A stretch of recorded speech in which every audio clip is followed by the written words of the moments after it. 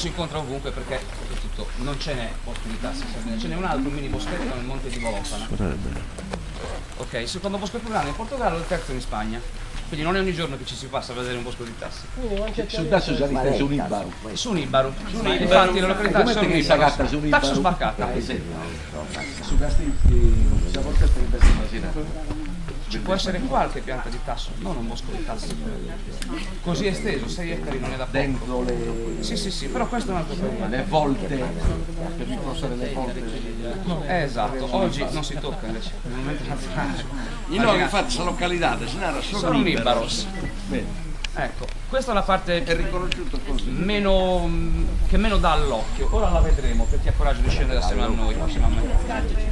Bisogna scendere, dove oltretutto qua c'è una cosa che non c'è da nessuna parte, una scoperta fatta Beh, ne ho fatto perché me la schiarpa da Treki io. da signor Camarda, lo conoscete, signor Camarda, e ha scoperto quello che oggi si chiama Rubus arrigoni Camarda.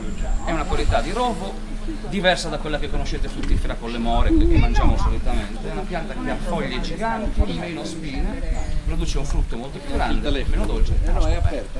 L'ha spiccata nel 93, ora andiamo a vedere. Oltretutto quello che vedrete, portatevi le macchine fotografiche. Due passi. Invece per le vostre scarpe da terra.